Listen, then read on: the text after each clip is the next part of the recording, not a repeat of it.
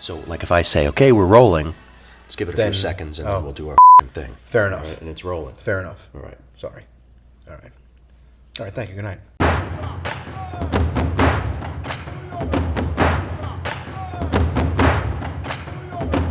Shut up. Shut up. Shut up. Shut up. Shut up. Shut up. Shut up. Shut up. Shut up. You know that I'm shut up. I believe there is no sun today. I believe there is no sun. Miles away from where I live today. I can see no sun. Shut up, I feel the love. Shut up, shut up, shut up. You know that I'm shut up. I feel the love. Shut up, shut up, shut up. You know that I'm shut up.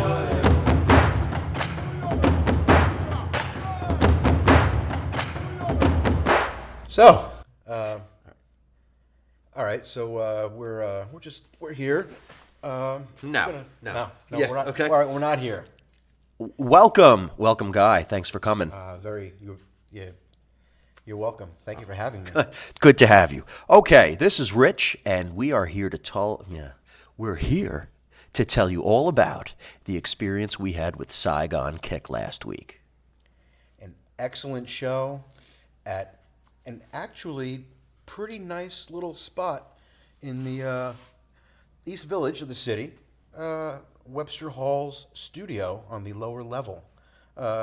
Quaint, cozy spot that, believe it or not, from time to time might be a little easier to access than you would think. All right, we'll get into that. You know more about the place than I do. I didn't know anything about the history of the place. How many people would you say that the studio at Webster Hall holds? I would imagine you couldn't fit more than 350 to 400 souls. Okay, and how many do you think were there the night we were?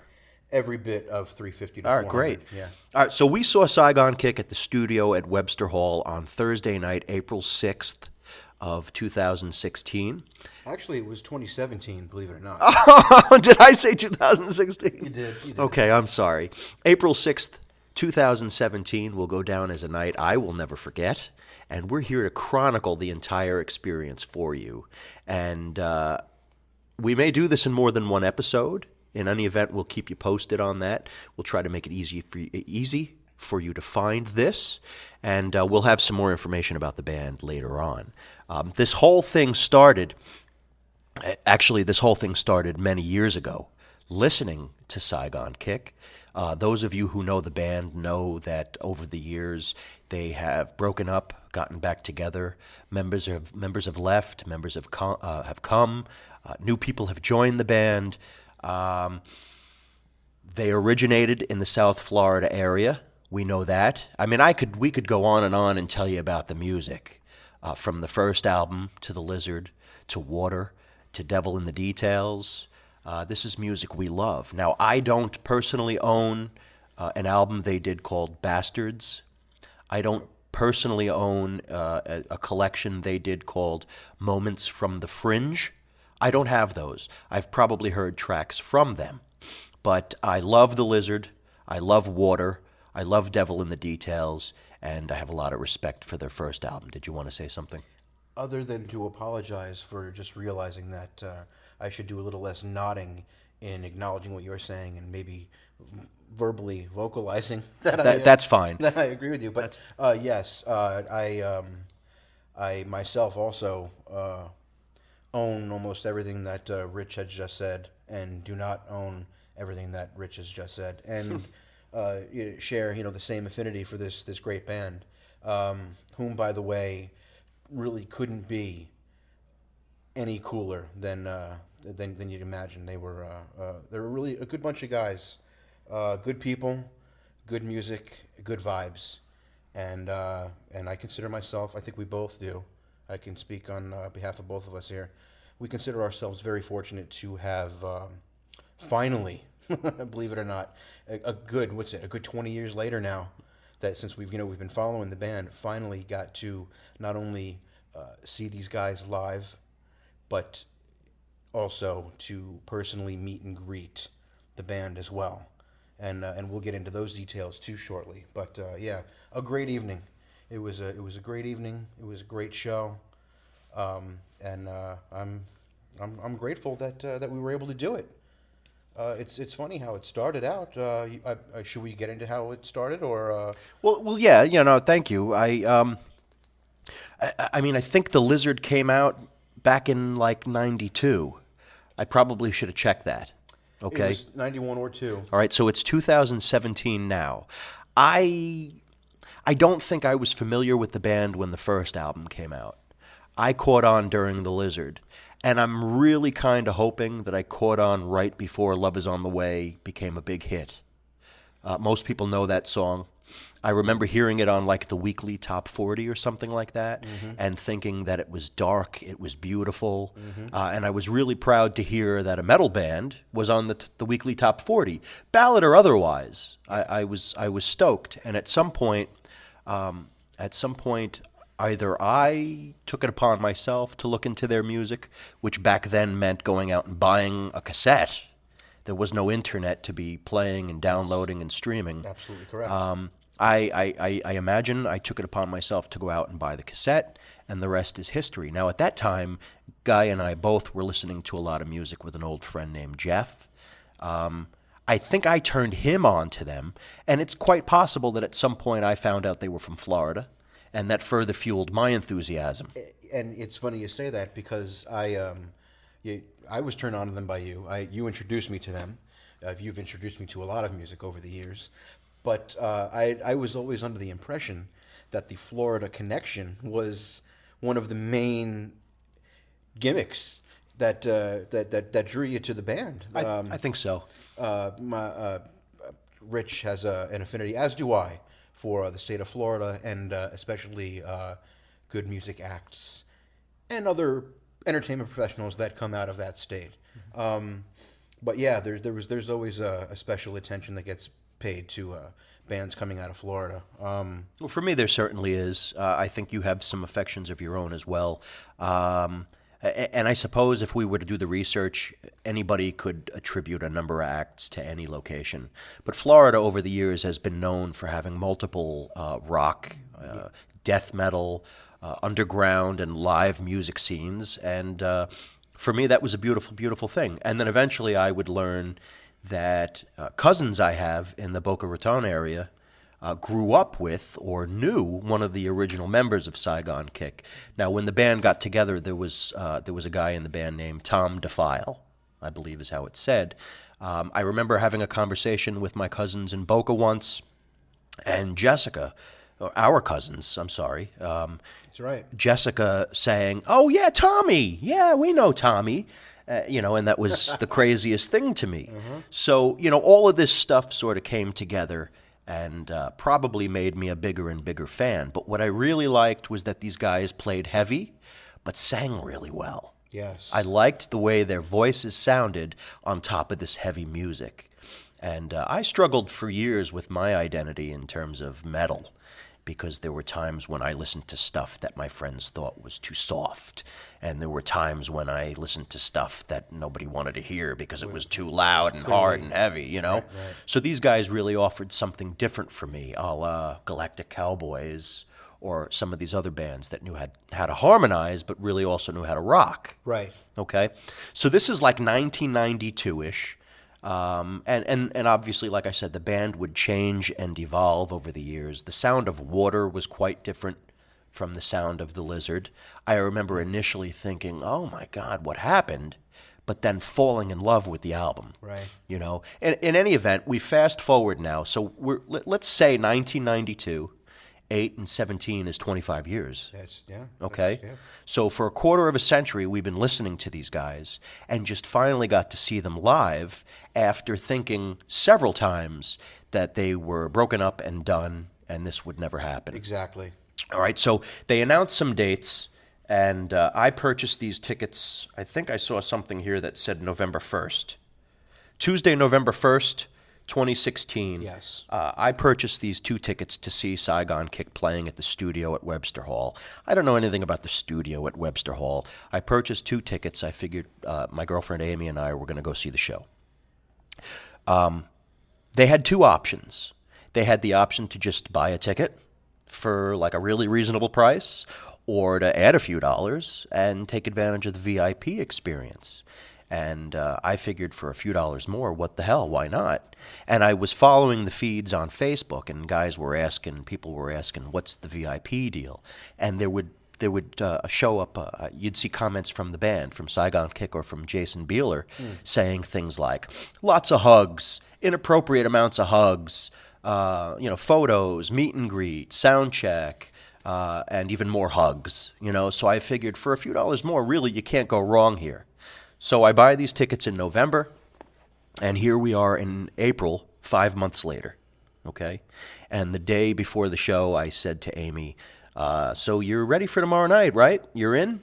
And she said, she didn't say these words, but I'm going to try to do this for you real quick. Rich, I went to the Kiss concert with you. I went to the Dream Theater concert with you. Maybe you should find someone else. I respect that you like this music and these guys, but I don't know if I want to stand through a couple of hours of more loud music I'm not familiar with. So I reached out to Guy, and on short notice, Guy was available, and the rest is history. Yes, it is indeed. And just a quick side note here. Unlike someone like me, Rich thought better of it and is still with said girlfriend, even though she did turn down such an incredible opportunity. No, I'm kidding. She is a sweetheart. But I couldn't have been happier. I mean, as much as I would have loved for her, because even though this was, again, it got loud. It got a little cramped when Saigon finally took the stage, but she may have enjoyed the earlier the meet and greet and the sound check that we got to experience, or maybe she didn't. I don't know. All I do know is that I couldn't have been happier with my experience. I mean, maybe I could have if a couple of other, even more ridiculous things than we're going to explain to you happened, but then that would just be asking too much, to be perfectly honest. I got a text. Hey, you got a minute? Sure. What's up? Amy can't make it. Do you think you'd be able to make it? I said, are you kidding me? Of course, I'd love to. When do we want to, figure out our coordination meets and whatever? And so we figured that all out. We ended up taking the train down. It seemed the best way. We both live within a good proximity of the local train that takes us right into the city. Jump on the subway, and bada boom, bada bing. The weather was terribly inclement, unfortunately. It was cold and it was raining. The nearest subway station to the theater was a good 3 blocks north. So we had a 3-block walk through steady rains. I'm not going to say, pouring rain, but a soaking rain. By the time we finally turned the corner on East 11th Street from 3rd Avenue, walking toward the theater, we were pretty wet. My jacket was pretty soaked anyway. We were early. We were ahead of schedule. A few folks were trying to figure out exactly when. All right, hold on a second. Hold on a second. It's funny you mentioned getting wet in the rain, because I would eventually go into my pocket, the inside pocket for our tickets, and they were soaked. And for the life of me, I couldn't figure out why the tickets were soaked. I thought I was sweating on them, but essentially the rain was just penetrating the jacket. Yeah. I mean, a lot of good the jacket did me in that case. But and that seemed like a rain slicker style type jacket. I thought it had some sort of waterproofing capabilities or something. It was a heavy jacket. I really don't know. You don't expect to go into the inside pocket and find the contents wet. Yeah, I'll tell you that much. Yeah, exactly. All right. But now I remember things a little bit differently than you, and I appreciate you knowing the city well enough to describe all of that. When we walked up to the studio, there was nobody outside. No, yeah. I'm sorry. I didn't mean to imply that there was anyone outside. You did. You said there were people trying to figure stuff out. No. Yes, and let me correct myself. I misspoke. When I say beforehand, people were trying to figure out online the days before. Oh, yes. As far as when does the meet and greet begin? When will doors open for said meet and greet? The VIP packages, there was no details as far as when doors would be open for VIP members or people who had the VIP package. It just said doors at 7 or 7:30. And Yeah, show at 8. we've got the ticket up on the laptop. And it does say 7:30, doors at 7. Right. Yes. And Yeah. and someone in one of the Facebook groups the day before said he was having one of these chat conversations with Webster Hall. I don't know why I didn't call them. I don't know why nobody else in the group called them or didn't call them. But somebody engaged in a chat conversation with Webster Hall and said that the VIP experience would begin around 5. So in any event, we were aiming to be there early. We were aiming to be there in advance of the 7 o'clock door time, and we didn't want to miss out on anything. Certainly, yeah. But nobody knew for sure. You're right. Yeah. My ticket didn't say anything different. Again, I just kept looking for this blurb from the band that said, like, we're going to hug you, and you're probably going to get tired of us hugging you. Right. Exactly.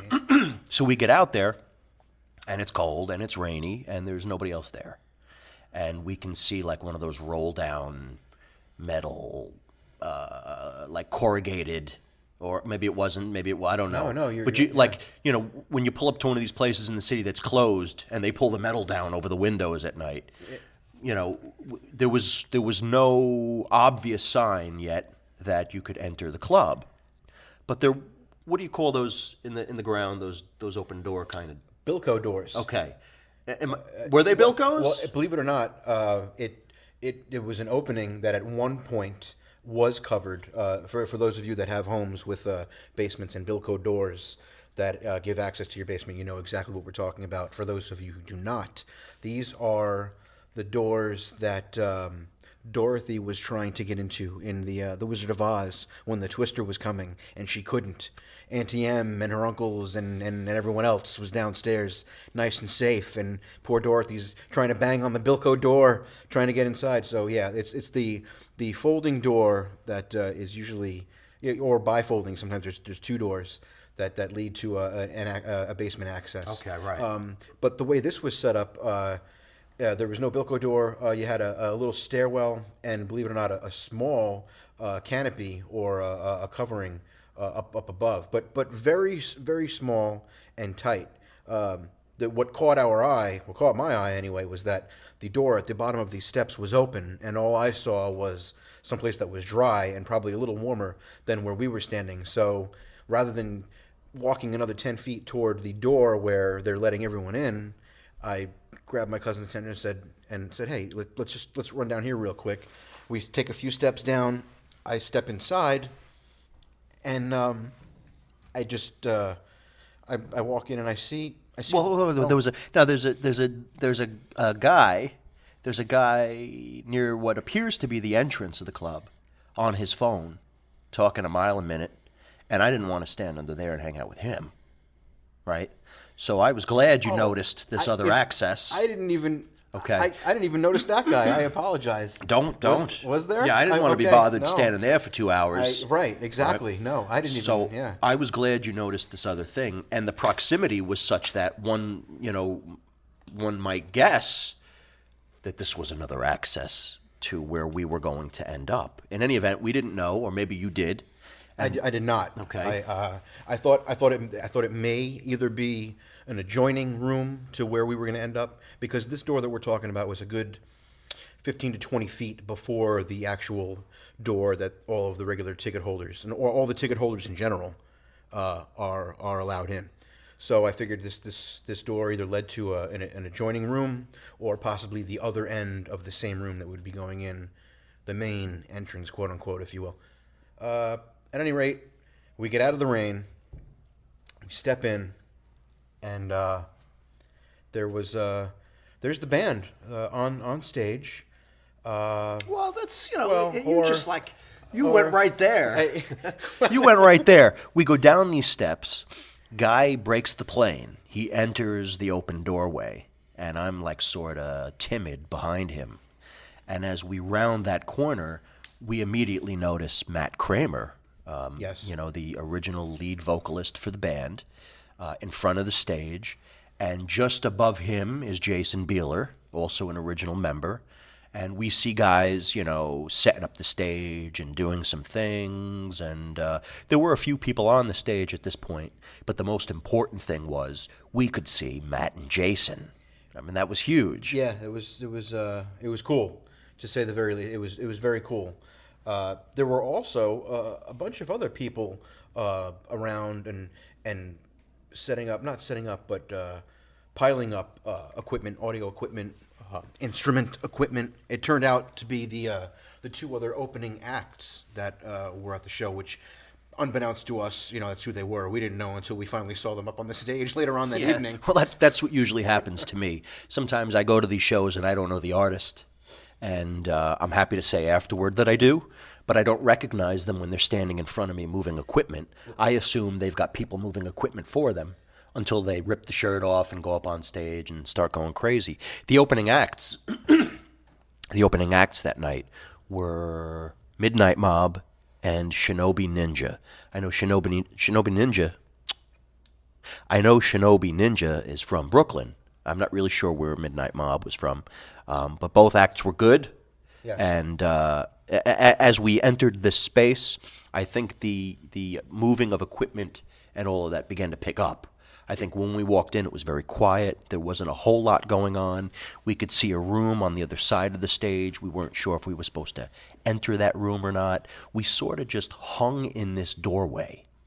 And, you were a lot more brave than I, which might surprise a few of our listeners.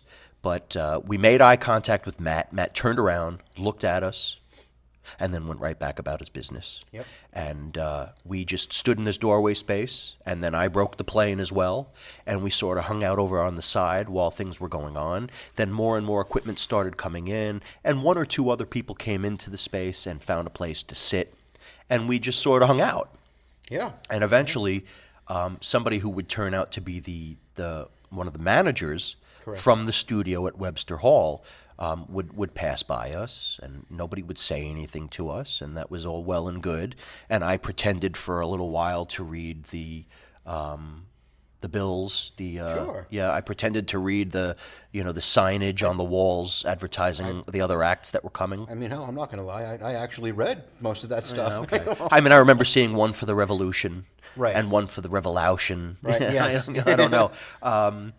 So we were killing time and just sort of trying to figure out whether to act as if, whether to we didn't know what to do. So we just stood off to the side. Yeah, exactly. And I'll be honest with you, and I don't even know if I ever voiced this to you since then. But what was going through my mind is, in a situation like that, I was still pleasantly surprised that I had the opportunity to spend that evening doing just what we did, to see a band that we've wanted to see for years, and in such an intimate, personal spot. It was really cool. And so my mindset was, I couldn't be more relaxed, because I know that these guys are, just like us. They're just regular guys with jobs, albeit a lot cooler jobs than what we have. But they're just here doing their thing, and they're the type of guys who appreciate those. Well, we don't know that going in. Right. We hope. Yes, you're absolutely correct. We always hope. I still like to believe that when I have a feeling about something, I'm closer to being correct about it in these particular situations or scenarios than being incorrect. I think we hope for that scenario anytime we go see somebody play. If we're going to see someone play, we already care about them. we hope they're down to earth and humble and all this other stuff. Yes, you're right. Absolutely. When talking about an act that we know and like, yes. I mean, I've seen lots of bands through the years who I've never known before, and I don't always assume that they're cool or whatever, you know. So Let's be honest. We walk into this place, and the first guy who looks at us is lead singer Matt Kramer. Yeah. He looks at us. He looks away. Yeah. My first thought was, sure, you don't say hello, you know, but this guy had a job to do, Right? And he don't know who the hell we are. Exactly. But that's sort of the theme of the beginning of the night. Yeah. Because the lead singer of Saigon Kick certainly could have said, "Hey, get the hell out of here! You know, we're setting up." Who were you? Any one of them, you know. And I'll be honest with you, there was a very small percentage of me that was waiting for that the whole time. Absolutely. Anywhere from one of the band members themselves to, you know, one of the roadies, you know, hooking up running wires and lines and plugging in microphones, to the manager whom we made eye contact with several times and ultimately had a very brief, albeit mostly honest, conversation with. Yes. That's awesome.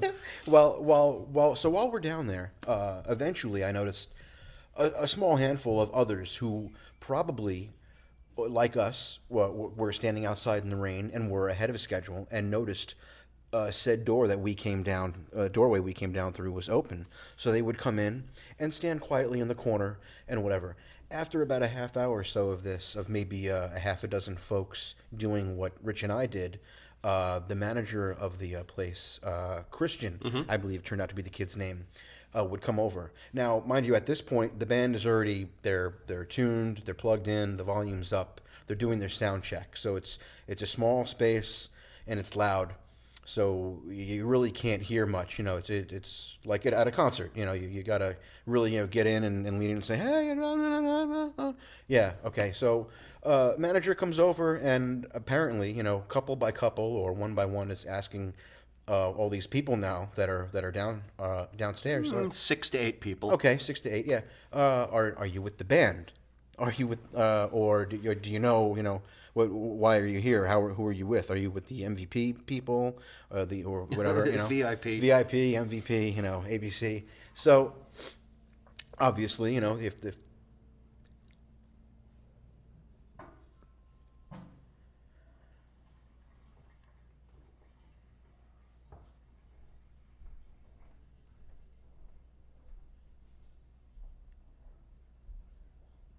This is an intentional pause for water running and footsteps.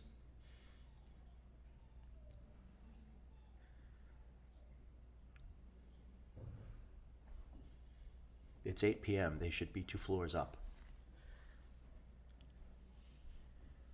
All right. Okay, so you know, obviously, you know, folks are, you know, when you're approached like that, and you don't know, you know, really what to say, and you don't want to get in trouble, you know, your instinct is to be as honest as possible. So everyone's like, "Oh no, we have VIP tickets or whatever." So the manager Christian was kind enough to say, "Okay, well, you know, the VIP hasn't opened quite yet. I'm going to open the doors for that in about another 10 or 15 minutes. If you just walk right up the stairs and then make a quick right, that next door, we're going to open that up and you're going to come down that way." I assume something like that was the instruction in the conversation. Right. Okay. He came over one by one or couple by couple. Eventually, he approached my cousin Rich and I, and Rich was closer to him, so he leaned over toward Rich and posed the same question: Are you with the band? Well, it was kind of like this. There was a couple to my right. Okay. All right. So I feel like at one point Christian had approached and spoke to somebody, but didn't speak to you. Almost as if we had already sort of gotten a pass or a bye. It was almost as if it was almost established that we belonged, almost, right, if you will. I feel like he spoke to someone and corrected them and then continued to just walk past us. Now, at this point, there are people to our left and there are people to our right. And he approaches the couple, man and woman, to my right, and he asked them if they were VIP, I guess, and they said yes, like you said, and that in fact they hadn't opened the doors for that yet, and to do as you indicated, go upstairs, make the right, wait, we'll let you in a little bit. Now, as I'm hoping Christian's just going to walk away and give us another pass, but he begins to motion toward us. So as I'm hearing immediately to my right, VIP isn't open yet, I begin to nod my head yes, as if to say, I hear you, no problem.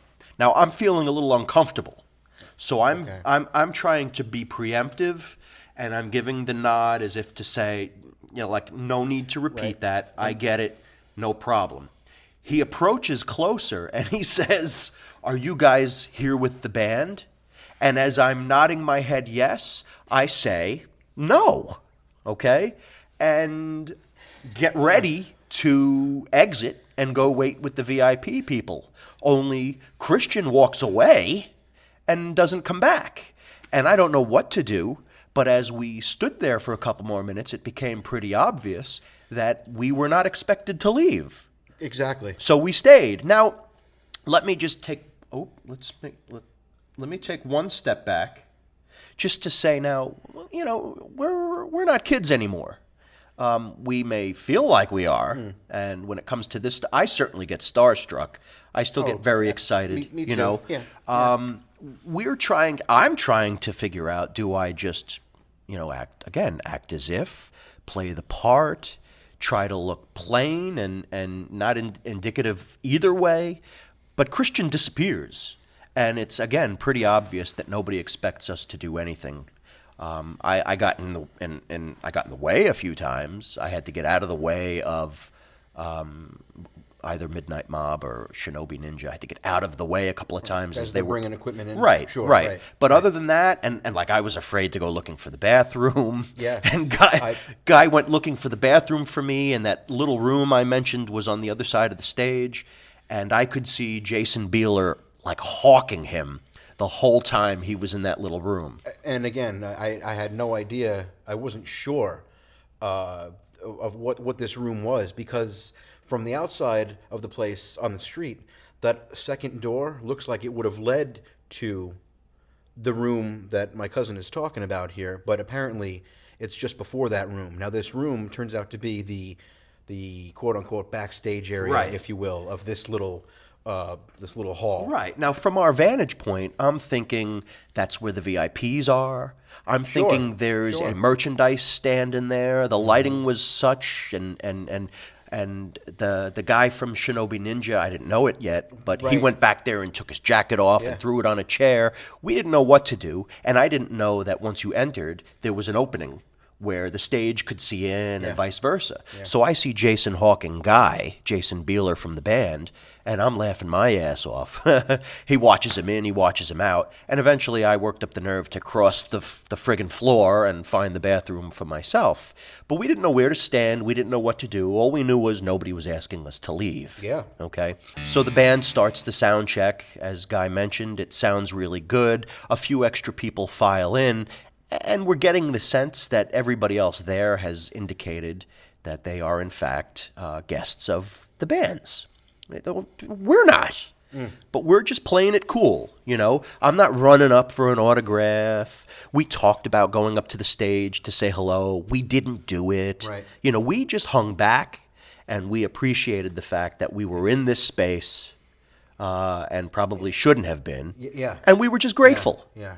And further to that point of not approaching the stage and saying hello to the guys, once it appeared as if it were an understanding that we were already, quote unquote, with the band, at least in the eyes of the management of the hall, I didn't want to appear as if, we were just a couple of fanboys. Absolutely. Coming, saying, absolutely. Hey, guys. And this was a problem for me once the band really got into their sound check, because as they would play tunes and pieces of songs that I was familiar with, I wanted to be like moving along and whatnot. And I said to you at one point, should I like not be dancing or whatever? I mean, I look like a friggin', I don't want to give it away. If I were with the band, I wouldn't be moving along to them sound checking. Right. Or you wouldn't think you would anyway. Although you probably would, once in a while. I know I would. I mean, if I So we don't know. We don't know if somebody who works for the band would be rocking out as they sound check. Right. But I didn't want to give anything away. Exactly. And we talked about, oh man, we should have said hello. We should have this. We should have that. We didn't. And part of us, I regret that a little bit. But I don't like to impose. You know, I want you to know I love you and appreciate you, and I want this special extra bonus that nobody else is getting to take advantage of, and yada yada yada. But I don't want to be a pain in anybody's ass. No, exactly. And at this point, as far as I was concerned, I already felt that in a way, Rich and I were getting a little more than those who had paid for the exact experience that we did were going to get, because they had already been, kindly asked to wait outside until the doors were open, and here we are, hanging out for another good 20, 30 minutes, watching the band do their thing, while everyone else who paid for the tickets that we had on our persons, but were never asked to produce, we're getting, all kinds of extra time with the band. Right.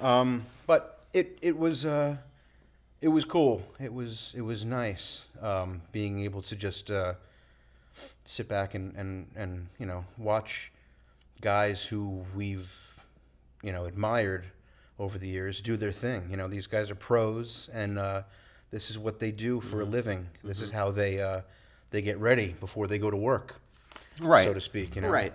And I'm looking out for things like, what's the vibe like between Jason and Matt? I don't know the details of that history. As I said before, I know people have come and gone. I think Matt left after the Lizard, before Water, or sometime in that process. Some of the guys have come back and left again. I'm glad the band exists. I'm glad the core is there. There's always this thing about how people want to see the original lineups. I appreciate everybody who's been in and out of the band, but I was interested in seeing what the vibe there might have been like, and it was fine. And it's probably worth mentioning at this point that the current lineup consists of Jason Bieler, Matt Kramer, Chris McLernan, Stephen Gibb, and Jonathan Mover. So those are the 5 guys that are currently in the band. As they wrap up their sound check and some of the opening acts begin to go up and prepare, the guys from Saigon Kick now make their way into this area where we've been standing. So during this sound check process, eventually VIP opens and other people join us. And nobody's like right up against the stage or anything. Everybody's sort of back and not sure what to do. Yeah. Aside from this one guy who kept talking about how it's been 4 years since you were last here, Jason. He really was. He was driving home the fact that it's been a good 4 years since they've been around, or at least since he had seen them. Right. And I don't know who was in the band at that time. Right. Yeah.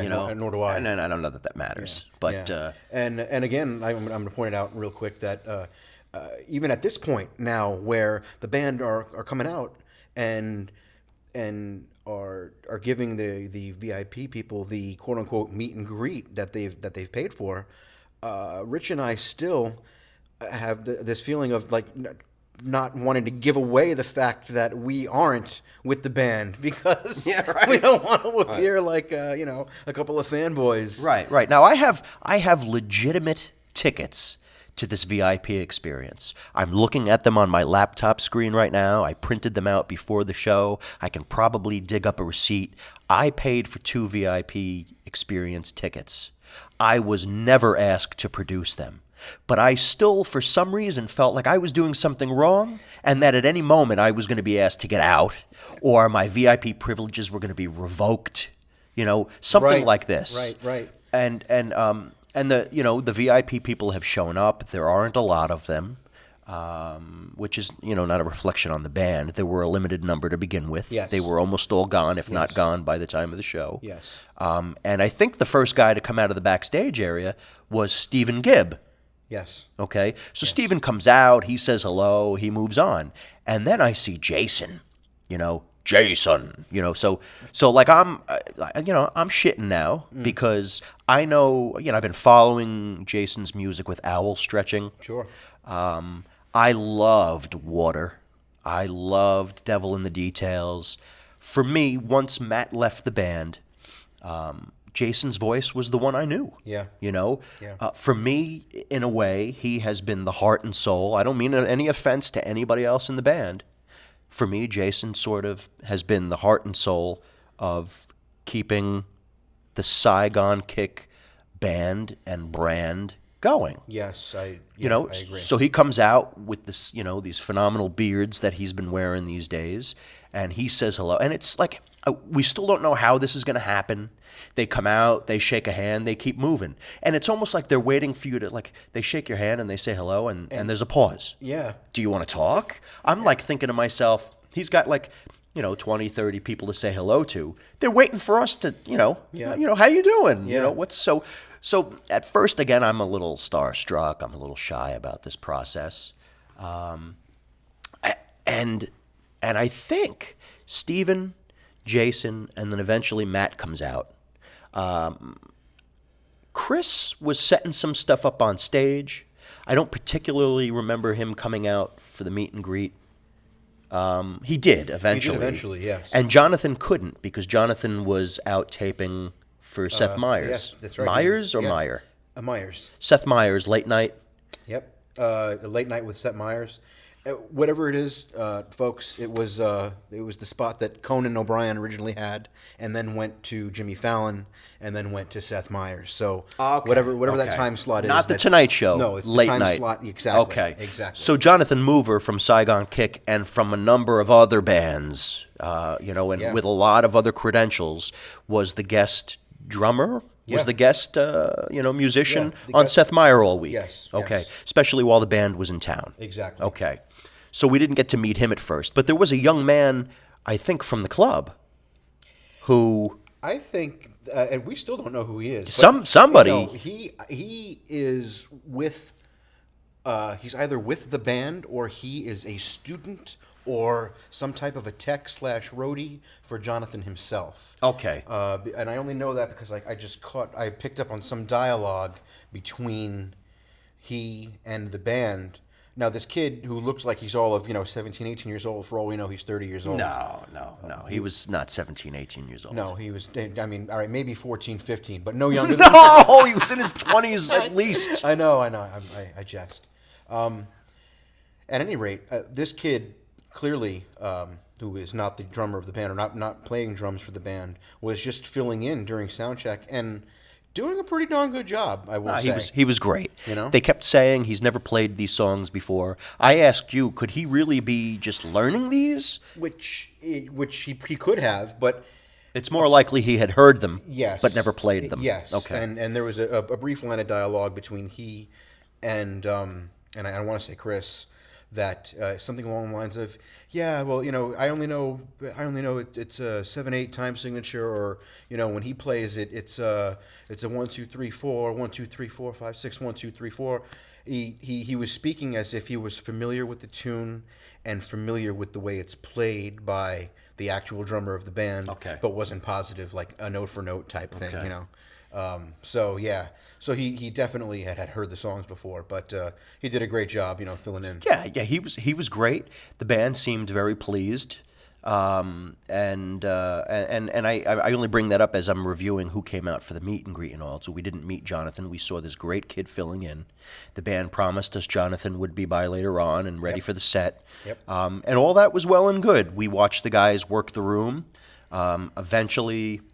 Well, Matt was like 2 feet away from us, and we never said hello to him. He had people waiting to talk to him, and I Yes. felt a little shy about interrupting. But eventually, Jason and Steven did work their way back in our direction, and we were able to grab a nice photo with them. So there's a group shot of the four of us up on Facebook. Maybe when I'm putting this all together, maybe there's a way that I can either include that as the cover of the podcast episode, or work it into some YouTube version of this. Yeah, you yeah. But we got a nice photo with the guys. Steven was super friendly. Steven Gibb. He took pictures of Guy in his Kiss Sonic Boom T-shirt. I mean, these guys, like, more than one person was like, wow, look at those Kiss shirts. Yes. But Stephen Gibb from Saigon Kick wanted pictures of you. Yes. You know? Yes. So we took pictures with Stephen and even, Jason. I'm sorry, and even referred to us as the Kiss guys. Yeah. At one point Yeah. during the evening, which, and you know, I mean, for those listening that know us, that moment right there was actually special, really special, because not only was this crazy evening, you know, just coming together. This, you know, we were getting to see this band and meet and greet them, and not having to produce any tickets and being assumed that we're already with them and so on and so forth. And then one of the guys in the band turns around and refers to us as the Kiss guys. It was just it was pretty cool. It was cool. It was pretty cool. Stephen Gibb did. Tessie Ward did. Yes. One of the guys from the opening acts. I mean, these people. Yes. And I said to you at one point, I said, I feel, is it like sacrilege? What did I say? Is it, Yeah, I think is you it made- inappropriate or you made- sacrilegious for me to be wearing somebody else's shirt to this gig? But obviously, when you go to these shows, people are wearing other merch. And not only that, but those who are anyone in the business, or those who, quote unquote, may even belong or appear as though they belong, like apparently we did in the eyes of the management of the place. That's what you do. You don't show up as, you know, number one fanboy with, you know, all the bells and whistles, you know, for the... Well, if I had a Saigon Kick shirt at the time, I'm Hey, sorry, I you know, don't. No, listen. I would've worn it. We both would be guilty of that. But they probably would have been like, hey, you. No, yes. Going back to the original question of are you with the VIP, he probably would have assumed that we were if we had Saigon Kick shirts. It was cool. It was awesome that, for me anyway, a band that I've always likes another band that I have really always liked. Yeah. And not for nothing, folks, but if you're in music, if you're a musician, you're probably a Kiss fan, okay? Plain and simple. Yeah, no exaggeration. true story. Okay? As we get older, that might change a little bit, but most people we know, most people we listen to, somebody in the band was a Kiss fan. Yes. All right? Yes. Now, during this VIP experience, we notice that some of the VIPs are wearing bracelets. So now I'm thinking, oh, shit, we don't have bracelets. We're going to miss out on some portion of the experience. We're eventually going to get found out. So Guy has a word with Christian again. And it turns out that we can go upstairs, back outside, to this guy who's checking tickets, and we can get those bracelets. Now, I think the cat's out of the bag. As we're going upstairs, I make eye contact with Christian, and I think it's the stink eye. I think he's thinking, yeah, you guys told me you were with the band. But what Guy said to Christian was, hey, should we just get these bracelets so that, how did that go down? Well, what off the cuff, I said, listen, I know we can't smoke down here. I'd like to run upstairs, you know, for a cigarette. Should I have what's his name up at the top of the steps give me a bracelet? He goes, yeah, definitely. Have him give you a bracelet, and you can go right outside and have your cigarette and come back down. I said, okay. And I took that bit of information and immediately turned around to Rich and said, yes, it's okay. We'll go up and we'll get the bracelets so we can go have a cigarette. Right. Now Guy is all set. He's done exactly what he needed to do. And me, I'm digging in my pocket to pull these tickets out, which, as I mentioned, are soaking friggin' wet now. So we're on our way up the stairs. Christian gives me the stink eye. We meet this really nice guy who's collecting tickets. And again, his body language said, I get it, you guys just need bracelets. Yeah. He didn't want to see my tickets, nothing. And I'm complaining, how'd these tickets get wet?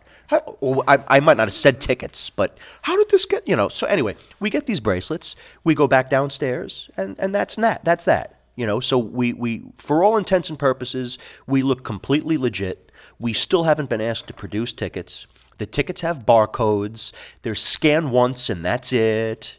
Nobody wants. We just are wearing bracelets now so that nobody has to ask later, are these guys okay? Yeah. They all still think exactly. We're supposed to be there. At this point, or actually just before this point, just before we were wondering about what we should do with the bracelet scenario, I said to Rich, You thought they were for drinks. I no, and I still think they were. Yeah. And I think the VIP gimmick was, if you notice, he put a stamp on ours. So Okay. either the stamp or the bracelet, one represented that you were A of age, and the other one Okay. represented that you were the VIP folks. Well, my worst nightmare, aside from being found out, whatever that would have meant, because we were legit, was that by not having the bracelets, when the meet and greet went on, the band might, for some reason, pass us up. Right, yeah, and Okay. that we certainly didn't want to have happen, yeah. But fortunately, it turned out that was not the case, and it wasn't needed.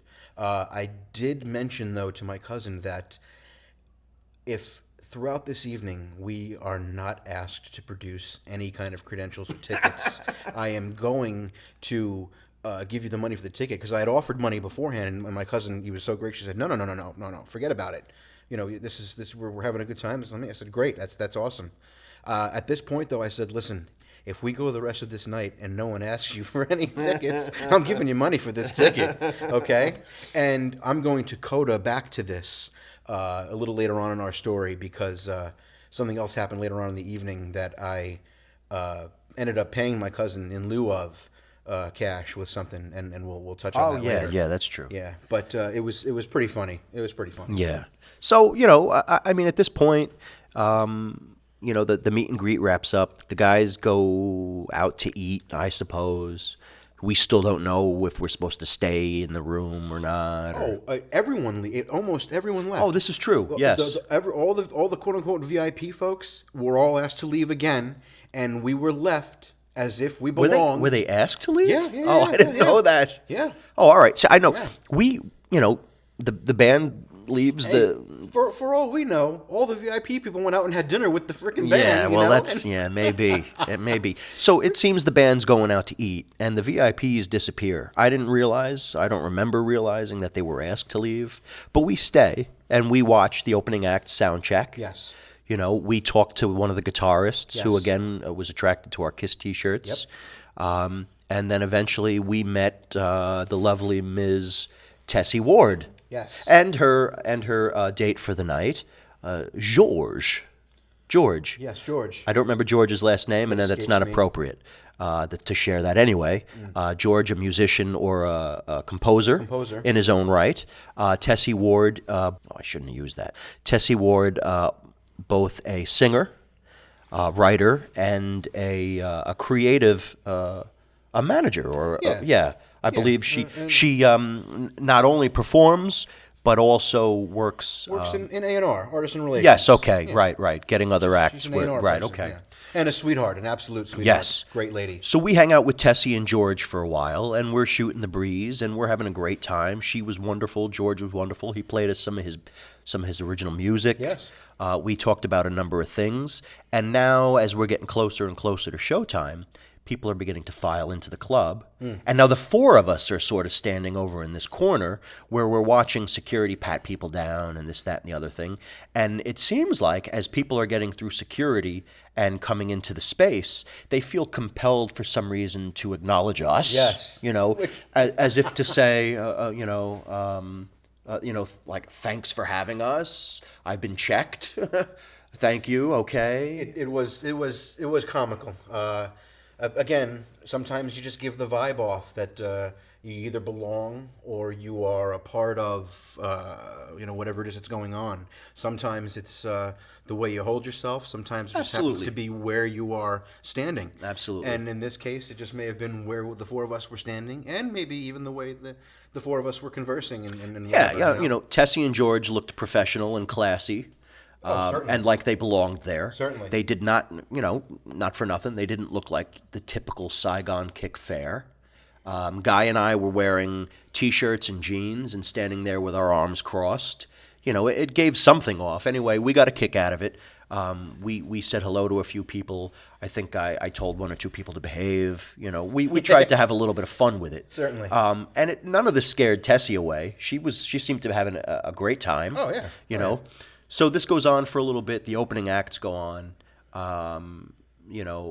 we've taken our jackets off. We've hung our jackets now over the railing where people are entering the club. Yeah, right there, front entrance. Front entrance, and we've walked away from the jackets. Yeah. You know, Shinobi Ninja went on first. Were the tickets still in the jackets at this point? No, before I draped my jacket over the railing, I emptied the pockets. Okay. Just in case the jacket disappeared, Yeah. I made sure everything was on me. Right. Okay. I didn't. That thought didn't occur to me until well after the fact, and then I realized I had only left a pack of cigarettes and maybe a lighter in my jacket. So Speaking of which, we did see a young lady in the club making her way upstairs back outside to smoke what appeared to be a super long indeed marijuana. And certain. I mean, credit is due.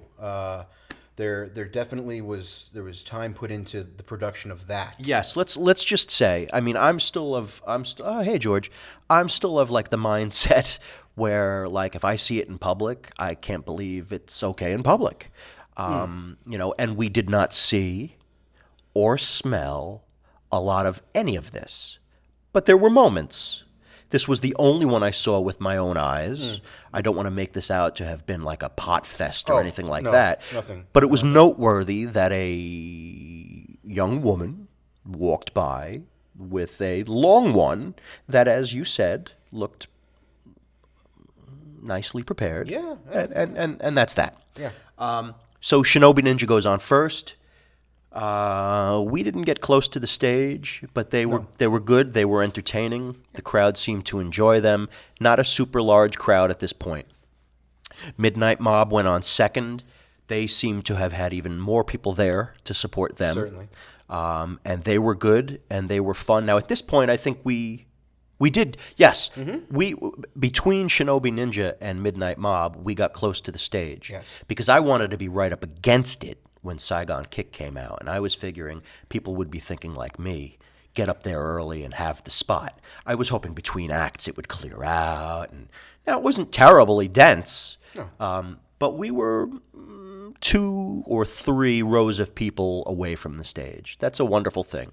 I would have liked to have been up against it. Yeah, right. Between myself and the stage, there was one gentleman, and between yourself, there may have been a gentleman and a half, if you will. Yeah, there were 2 in front of me. Okay. You're right. There was one in front of you. A guy who looked like he like brought his sleeping bag and all his shit and was camping out. Yes, and reminded me of an individual who I believe is employed by the WWE. But I can't be certain. Okay. I can't be certain about that. Hey, Google it. Guy is referring to the guy whose eyeballs almost popped out of his head when the Undertaker's streak ended a couple of WrestleManias ago at the hands of Brock Lesnar. The guy whose eyeballs were popping out appeared to be at this concert. And you've seen him again somewhere that you think WWE is now using him? If I am not mistaken, I'm 99.9% sure I have seen him at numerous Raws and or SmackDowns, and definitely at least 1 or 2 other pay-per-views since then. Most recently, WrestleMania 33, and I believe he was wearing a bleach blonde wig, and he was standing front row, all the way up top of the ramp where the wrestlers make their entrance to the ring. Oh, interesting. Yes. I didn't notice that, but I'll be watching it again with Aiden and Josh, so I'll look for it. And you're welcome to join us. I'd love to. Hey, listen, on that note, we're about to wrap up the opening portion of this show and this experience, and we're going to get to the main event. Why don't we take a quick break, and we'll be right back with you. This is Rich and Guy. We're telling you all about Saigon Kick at the studio at Webster Hall. Rich Masadi. Commercials. You pay your auto insurance premium every month on the dot.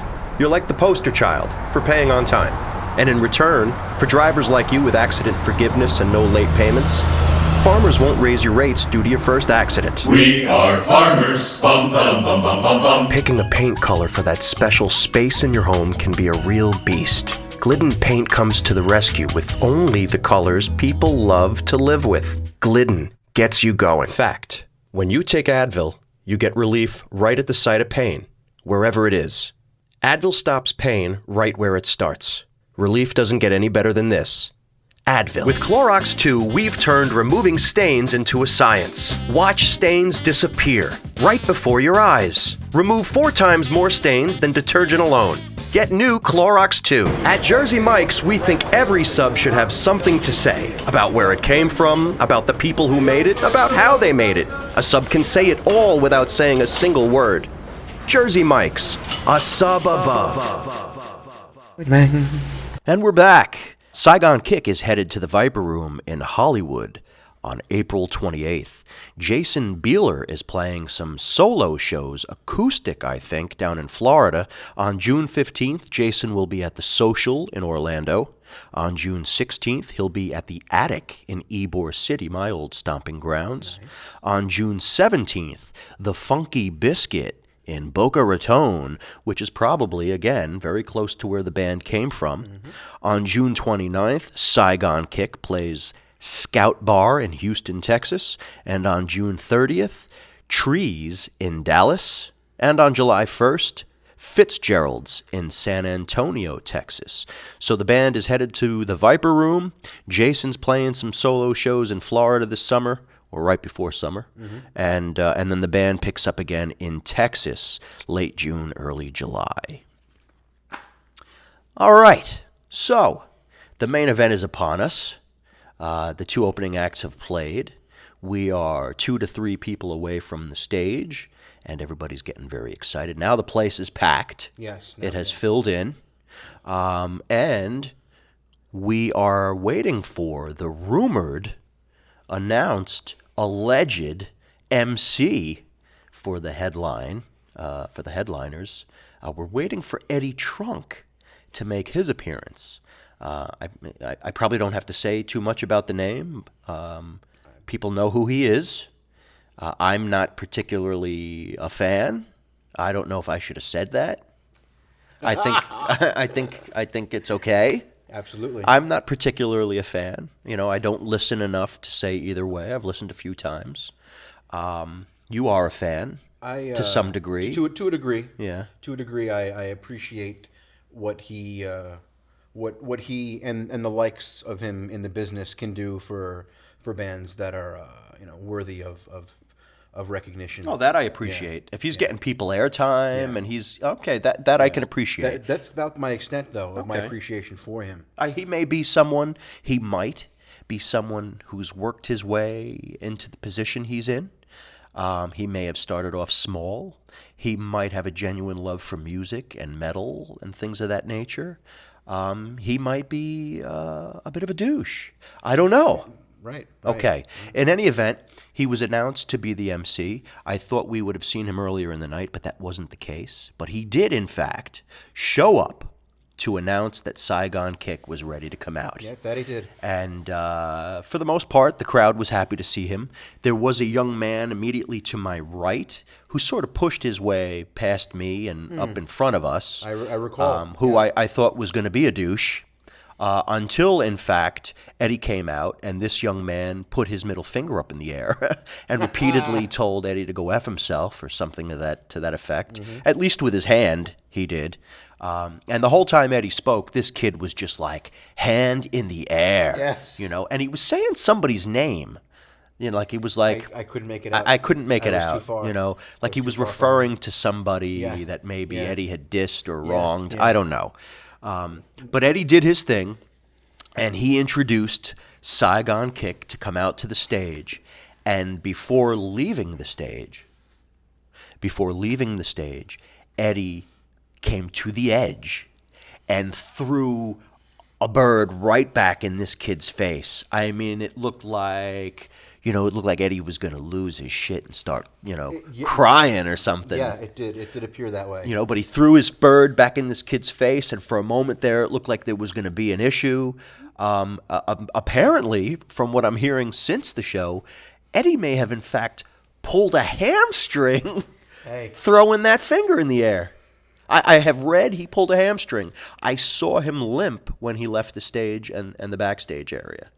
If in fact that injury report is true on Mr. Trump, I'd bet dollars or Trunk donuts, or hey, listen, however you want to call him, he no, that definitely is what is what caused it. And how fitting. Right. How fitting. I tried so hard to throw a finger back in some kid's face that I tensed up so much. I got so tense and worked up, I pulled my own hamstring. Well, the irony is, like you said, the kid makes his way up kind of arrogantly and rudely, and gives you the first impression of, what a jerk. And the kid turns out, voicing his opinion like he's allowed to, and apparently shares similar feelings like we have toward Mr. Trunk. And it was funny. It was comical. In hindsight, we only wish that we recorded the incident. It would have been. I had the YouTube gold, folks. It would have been YouTube gold. YouTube gold. And I'll be honest with you. At first, it wouldn't have been YouTube gold. It would have been YouTube silver or copper. Once the public information came out that Trunk was injured, it would then be YouTube gold because it would be physical proof of possibly the incident that caused said injury to Eddie Trunk. It would have been great. Yeah. I mean, I would imagine he'd have been pissed off as all hell and whatnot. Yeah. But anyway, okay. So he gets off the stage. He limps out into wherever he limps off to, and out comes the band. Again, we've got Matt Kramer up front. We've got Jason Bieler, Chris McLernan, Stephen Gibb, and Jonathan Mover now at the drum set. Yes. Okay. Matt comes out. I don't know if he was wearing the shades to begin with, or if he put them. I don't know if he came out with the shades on or not. I don't know if I believe he should did. say what I'm thinking right now. We obviously we love. No, What? no, he did not. I apologize. He didn't come No. out with the shades. Chris was the only one that had shades on when they hit the stage. Yes. Yeah, I think you're right. Yes. And Chris looked awesome. Oh, absolutely. We saw Chris setting up the stage, setting up the gear, and he just totally played it like he was nobody. Folks, if you didn't know any better, you could have been convinced that he was a roadie or a bass tech. Just doing the sound check for the guy. Forgive me. You never would have known it. Forgive me, that was the sense I got, which is a credit to him. Yeah, absolutely. He came out with these shades and a tie, and he was looking all tight and great. He looked like a different person almost completely. He looked fantastic. It was incredible. It really was. Yeah. And Chris, by the way, has played in bands like Cold Gin, Right. which is a huge. Yeah, again, another Kiss nod. Absolutely. So they come out. Chris looks great. Matt looks like he had a little fun in the backstage area before coming out. He and possibly Steven may have crossed paths with that young lady that we mentioned earlier. I don't know. I don't know. I don't know either. Steven looked so happy to be out there. Jonathan looked great. Jason, is like, I mean, it was just, it's a dream come true to be able to say we saw Saigon Kick live. Yeah. But Jason just is so special to me right now. I don't want to harp on it, but he is. Matt was dancing with his mic stand, and by dancing I mean crashed into it a couple of times and was having a hard time, leading the dance. But that wasn't nice. It was in fact the case, though, or at least that was the impression that I got. Listen, Matt looked like he had a little fun backstage before coming out. Aside from that, he looked good. He looked really grateful to be on that stage with the band again. Absolutely. It just was a beautiful, beautiful thing. So the band comes out. Matt had the shades on.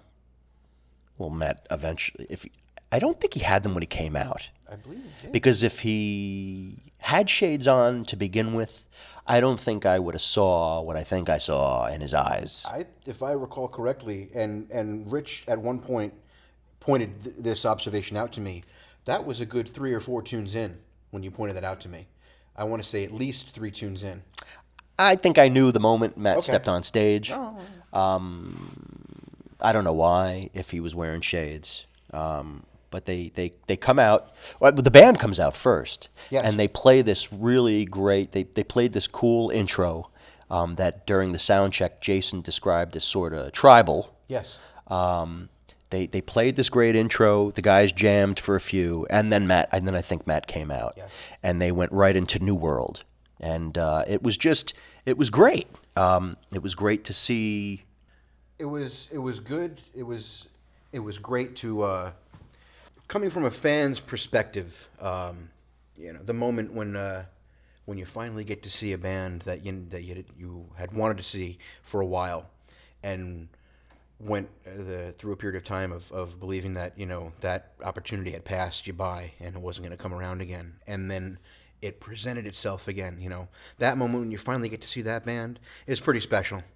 Especially when you're talking about a band whose members had come and gone and are back again in some cases and are still gone in other cases.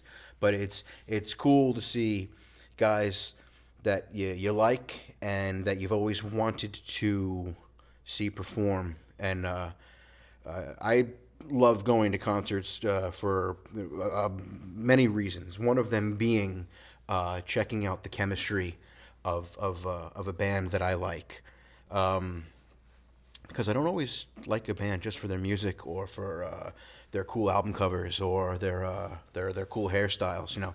I like guys who have a certain chemistry together, and I love witnessing that live in person because it leaves an impression on me, and it makes me want to do something a little more. Yeah. Well, you hope, if you're guys like us, not only do we love music, we still have this dream of somehow being more directly involved in the making of music, I suppose. Each inclined in our own way. We just haven't done anything with it. But you hope someday to be the kind of artist who doesn't forget where he came from, who still appreciates his fans, Yes, exactly. who isn't just there to do business, and you hope to see a genuine joy or spark or chemistry. Again, like me trying to read the vibe between Jason and Matt, or going to a Kiss reunion or farewell tour and trying to figure out, do these guys really hate each other or not? Exactly. This was it was a special moment when you first hear Saigon Kick and you see these guys out on stage together. Now, it's worth mentioning that original members Phil Varone and Tommy DeFile were not there. They're not currently in the band, Right. but we appreciate them and we wish them well. And I follow them on Facebook, and they're each doing their own thing. And and they've been back to the band and out again, and Right. back to the band and out again. And it would be wonderful to see all these guys get together again someday. But what we did see was Jason, just pumped, humble, and ready to rock, always smiling. We saw Matt, who looked like he really was almost, and I say this in a good way, almost a little uncomfortable, like he couldn't believe they were Yeah. doing it again. Yeah, Yeah, I got that same vibe. Yeah. Jonathan was back there bashing away. Stephen Gibb looked like he was absolutely thrilled. And Chris just looked like total professional. He looked, what's happening? Oh, that's nice. He looked professional. He looked handsome. Absolutely. And everybody looked like they were having fun. I'm gonna go on record as saying I think Chris's reaction, I'm sorry, Steven's reaction, closely represented my feelings, or how I imagine having felt. He's the one that was like, this is great, having a great time, knowing playing with a band that I'm sure he has been a fan of and appreciated for years, so on and so forth. He gave off that vibe for me anyway. We happened to be standing. Happened to be standing directly in front of him for almost the entire performance. So a lot of eye contact was made. Singing along and during choruses, so on and so forth. Excellent vibe from Steven, and what a great guitar player. Great guitar player. Great And guitar player. He might be the one we spoke to most during the meet and greet. I think he was. Yeah. So to see him on stage, still as excited as he was beforehand, and just playing away. Yeah. And there was something else I wanted to. He holds the honor for looking the most excited to be up there with Saigon Kick until we meet Andy Black later on. Right. You know, Andy Black does a cameo. He comes out on stage. Now, we're jumping ahead a little bit here. But Andy Black, A-N-D-E-E, Black, on Facebook and probably other social platforms, comes out to jam with the band later on in the set. And not only was he, like, shredding, you know, and did he get props from Jason during the introduction, but he looked like he just was like a kid. Yes. He couldn't believe he was on stage playing with Saigon Kick. Yeah. And that was huge to me. Yeah. He sang, I watched him before and during. He sang every word along. He was playing. He was watching Jason. He was watching Steven. He was playing. He was singing along. He knew it all, and he was smiling the whole time. Yeah. It's just a beautiful thing to see. So we had a great set. They warned us it was going to be a long one, and thank God in this particular kind of setting and under these circumstances, it was a decent set. Absolutely. They played, and we'll stop me at any point. They played New World. They played Acid Rain. They played Susie, Down by the Ocean, I See You.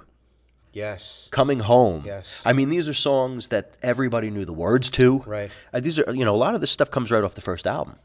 Everybody was singing along. Yeah. You know, you'll see in some of the posts on Facebook and online, you'll see them referring to their shows as big sing-along parties. Yeah. And this is what's happening. Yeah. People have not forgotten their music. They've not stopped listening. We go from Coming Home to World Goes Round. We hit the extended version of the Peppermint Tribe. Yeah. And what an excellent rendition. Right. They sounded, you know, for, you know, people who've been to a lot of shows, sometimes in these smaller venues, the sound just doesn't work. Oh, God. That was not the case here. I've got to give certain props to whoever the kid's name was that runs the soundboard for the Webster Hall, the studio downstairs. The kid did a great job.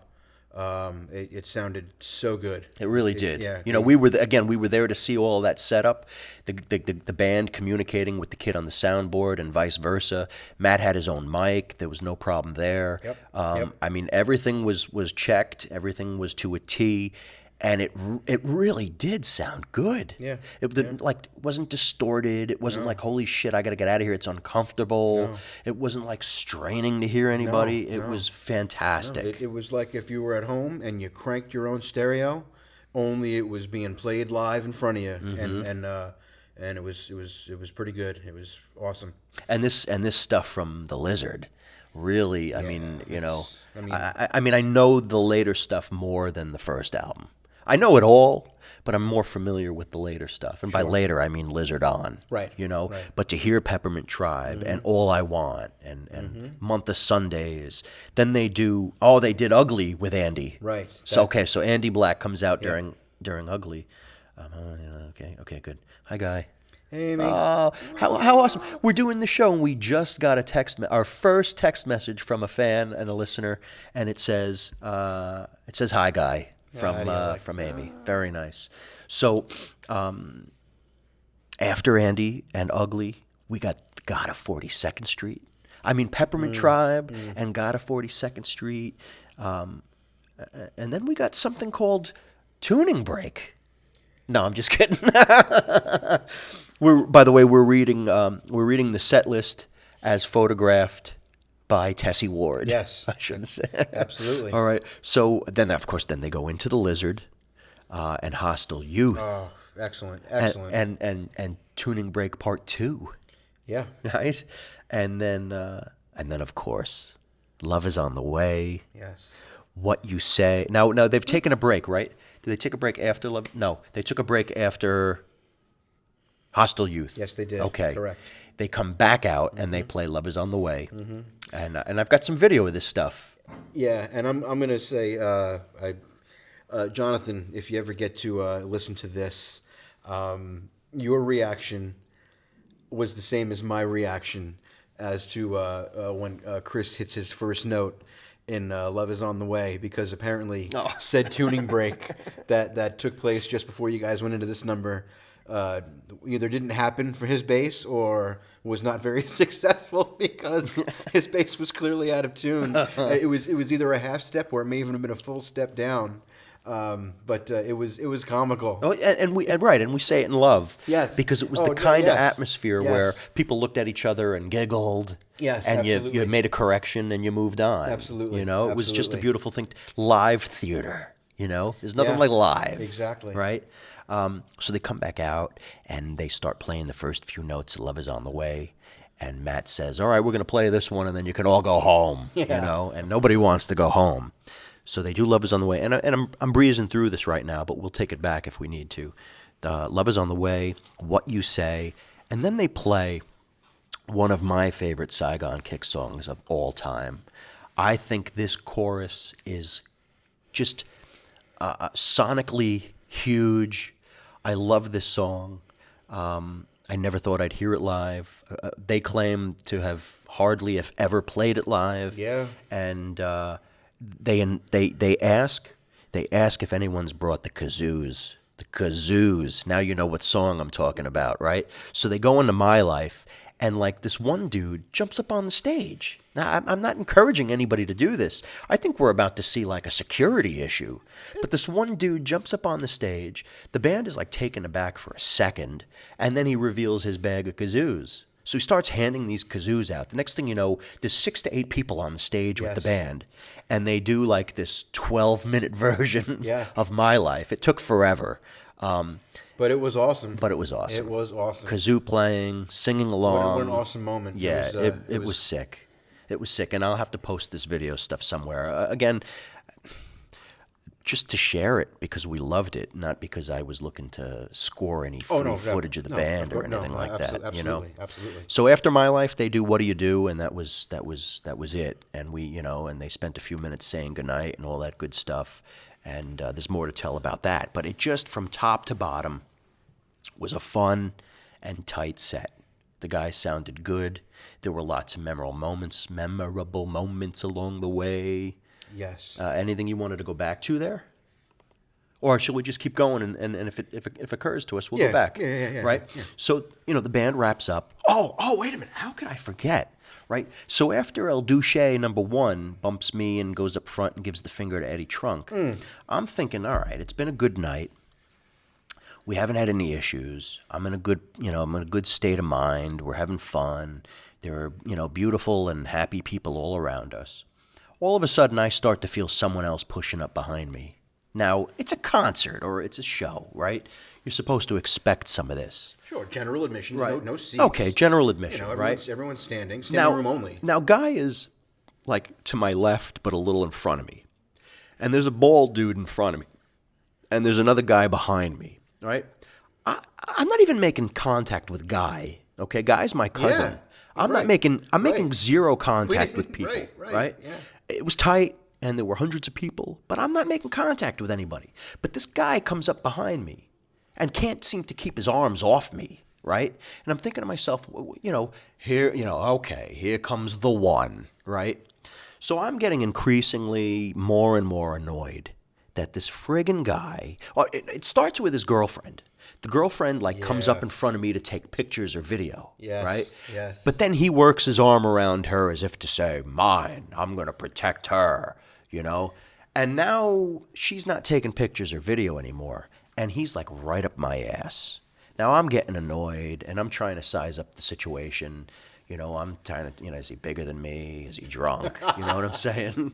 I don't want any trouble, but every so often I'm saying things like a fucking A, huh? And if I'm not mistaken, at one point, not to cut you off, at one point during the set, Jonathan pointed out that this guy he was comical. He clearly was inebriated, and he would throw all types of great little one-liners like, "Oh, another #1 hit." another classic. What is that? 25 hits in a row now, guys. Awesome. Keep playing.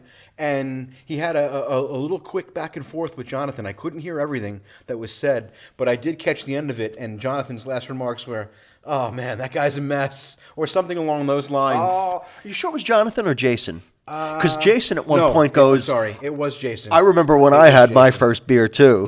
Yes. And he was referring to him, was he not? Yes, he was. Yes. Okay, yes. So, it, it was comical, and it starts out unfortunate, I don't want your arm. I don't want your sweat. I don't want you all in my space when like three other sides of me, I'm not making contact with anybody. So I keep edging toward Guy, and I'm trying to, and he just keeps getting closer and closer to me. So I'm getting annoyed, but I'm thinking to myself, nobody needs trouble. What do I do? How do I turn this around and make this work? Now, I'm singing my ass off. Most people are. But we're having a great time. Sure. And at some point, and if you want to score points with me, there are a couple of surefire ways to do it. But at some point, this guy leans over to me and he says, "Man, you sing great." Right? So I have completely forgiven this guy now. He can rub his arm and his sweat and whatever else he wants on me. Listen, at the risk of blowing this whole thing, if I'm not mistaken, at one point of the show, I turned to you and said that for a moment you sounded better than Matt himself. I don't remember you saying that at all.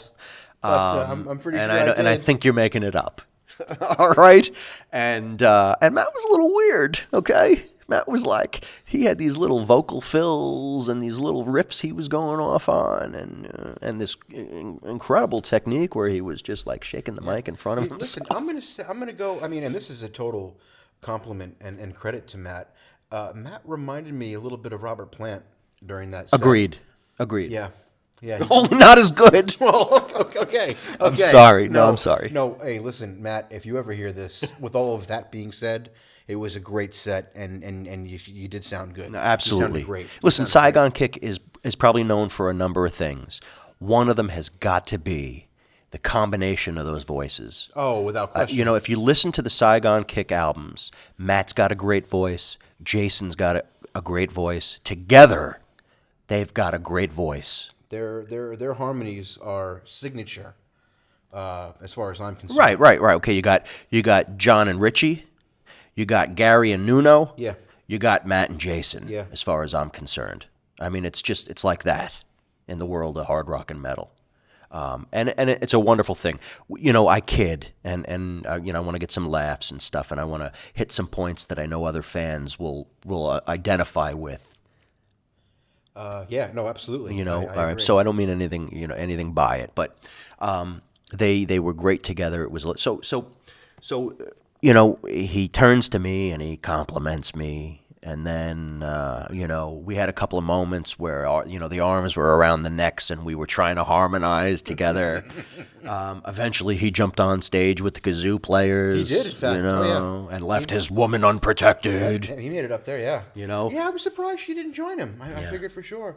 In fact, once I noticed him, I was looking for her, and then I realized she was still standing in the floor next to you. And if it were an 11th Hour or Crystal Fire gig, we would have been up there on stage too. Without question. But to me, again, it was like, yo, what are you guys doing jumping up on stage? Yeah, but again, that's another element and ingredient of an intimate setting. Getting to see a band, and okay, you know what? Maybe Saigon Kick isn't some 100 million album selling band, but for us, they're up there with some of the 100 million album selling bands that we love. So this was an added bonus to see them in such an intimate setting, let alone all of the... Yeah, listen, not for nothing.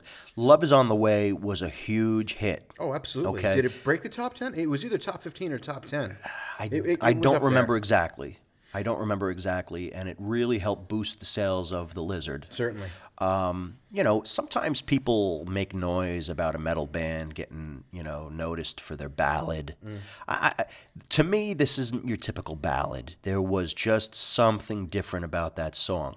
But they were on, I believe it was Atlantic Records. Maybe it was, is it Third Stone? Yes. Okay. Correct. I mean, these guys were touring the world. They were touring with big bands, with other big names.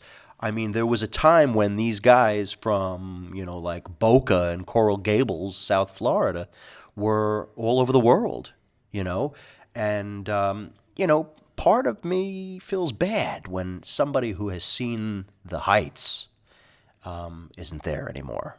But none of that showed for these guys. None whatsoever. They were just excited and grateful, Yep. and they played their asses off.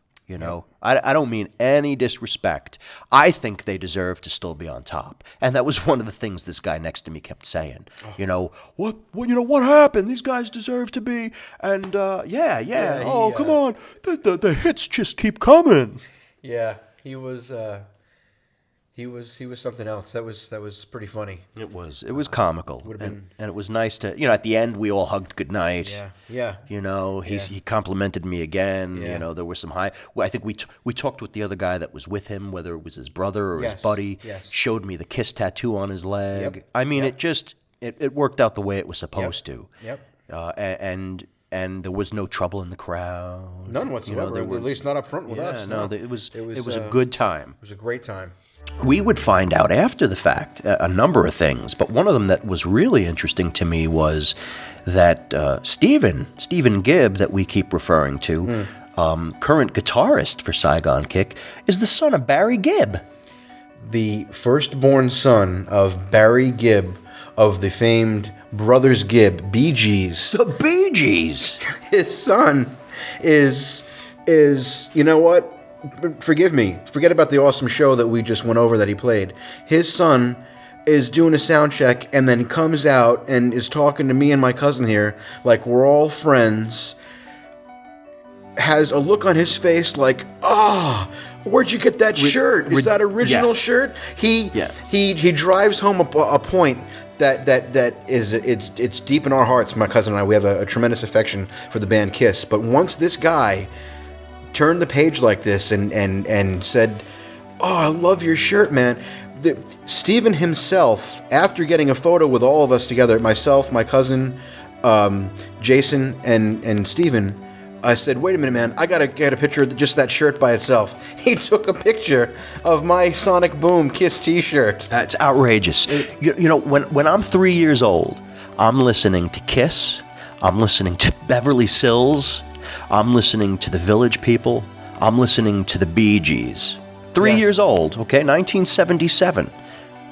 40 years later, I'm hanging out with the son of a Bee Gee, and he looked happier to meet us. Yes. I mean, it was outrageous. And again, it has to be noted, unbeknownst to us. No clue. No clue. All right, now Tessie told us that she was working with some older artists, trying to launch new artists, trying to revive and prolong, or whatever you want to say, older artists. We saw a picture of Tessie and Barry Gibb. Never occurred to us that Stephen Gibb was in any way related to Barry Gibb, my favorite of the Bee Gees. Yeah. You know, God bless them and rest them. No clue. No reason to kiss up, no nothing. Right. I found out 2 or 3 days ago. I could pull up the text messages. Like half a week after the show, I was like, "Guy, this guy is a Bee Gee." I mean, it was just outrageous from top to bottom. It was nuts to the point where I obviously no, it can't be. Immediately go onto the computer, and 3 clicks later, there it is right in front of me. Outrageous, right? I Outrageous. Couldn't believe it. Tessie, Cool. whatever. So now listen, that's not to mention how the set ended for you. Let's go back to Mover. So, all right, so everyone says goodnight. We're saying goodnight. Wave, bow. Picks are getting flung into the air. Jonathan, the last one to get up out of the band and coming out from behind his kit, I yell out, "Jonathan!" And he sees me. I point right to him. Jonathan! So, end of the set. Everyone's saying goodnight. Picks are getting tossed into the crowd. Bows are taken. So on and so forth. Jonathan, the last member of the band to get up from behind his instrument, the drum kit, I yell out, "Jonathan!"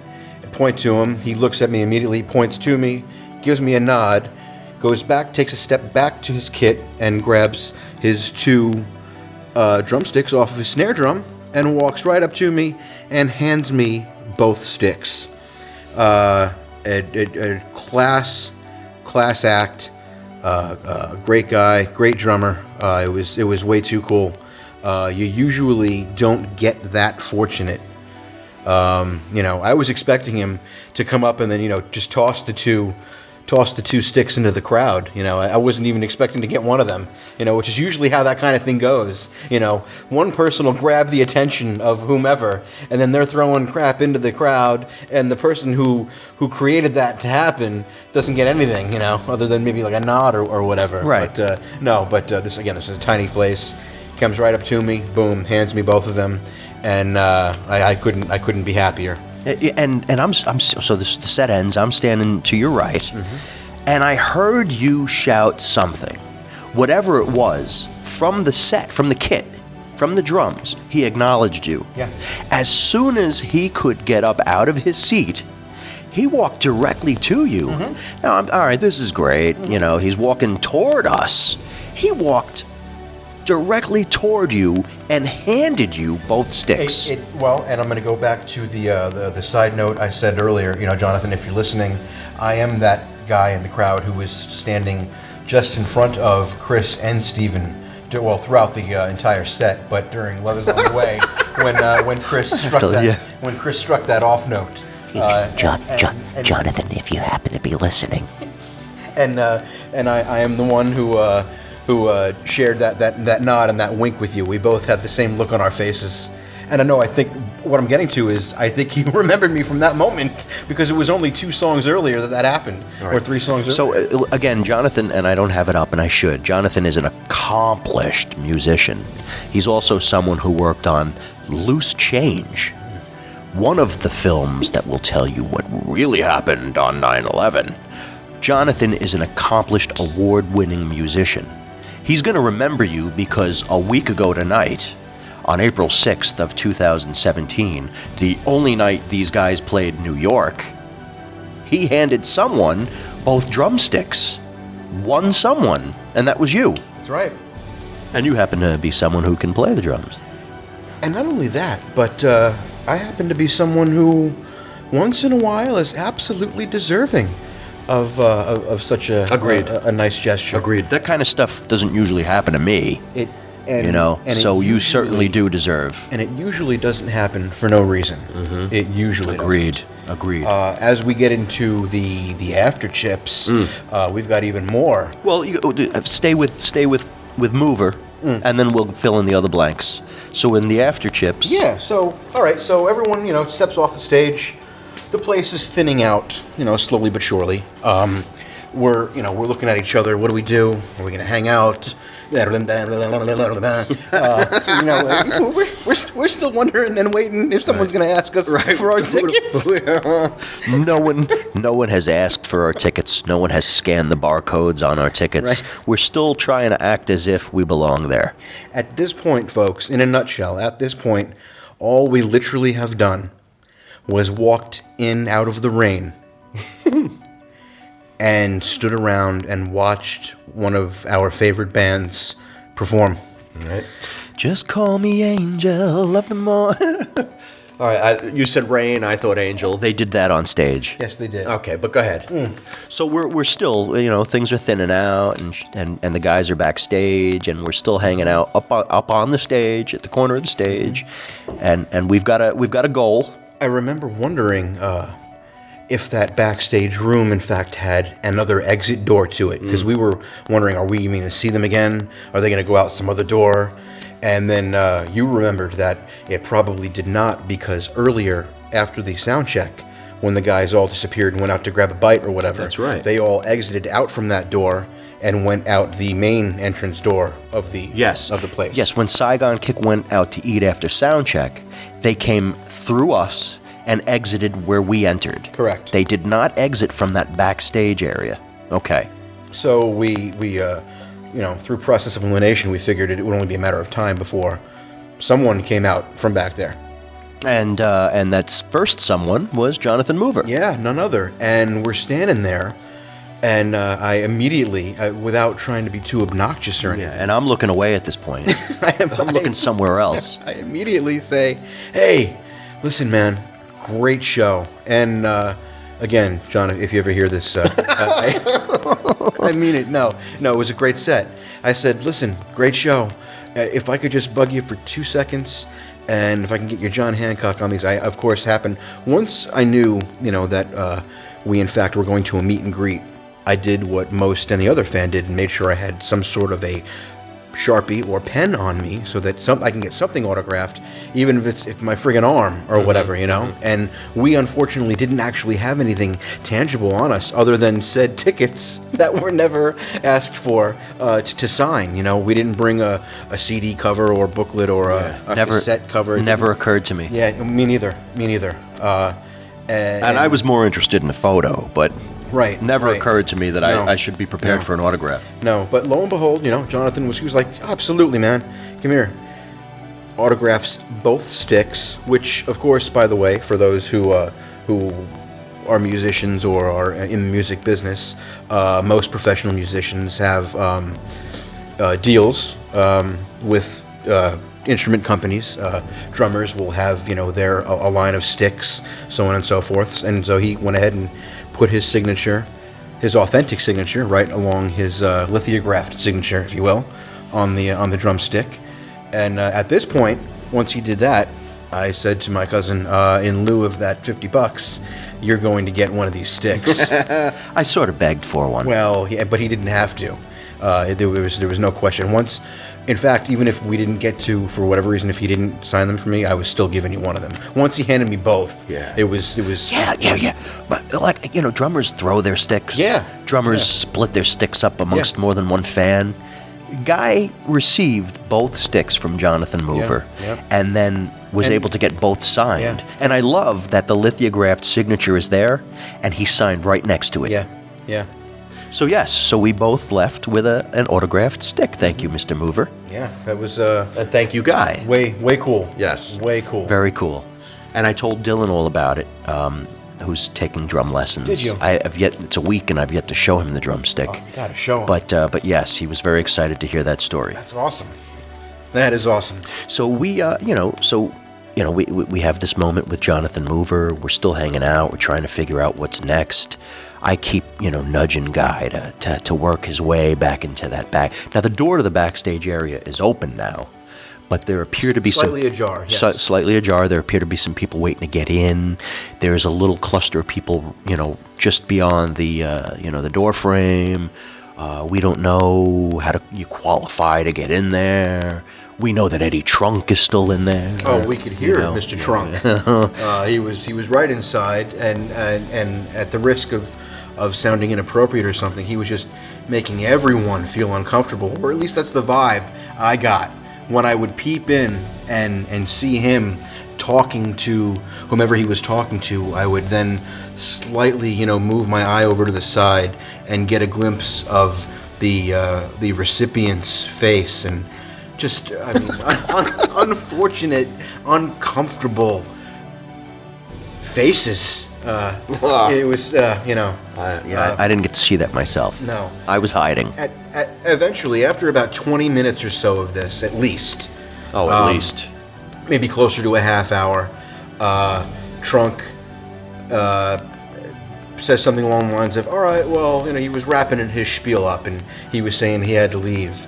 I took this as an opportune moment to just mosey right on in, as if, the whole evening, as if I knew what the hell I was doing, or if I belonged, and stepped in, and just as I stepped in, he had turned around one more time to say one other thing or say goodbye to one other person, and then turned right back around and was exiting the room, and I went ahead, again, in the fashion of, as if I knew what the hell I was doing or talking about. All right, Ed, take care. Good to see you.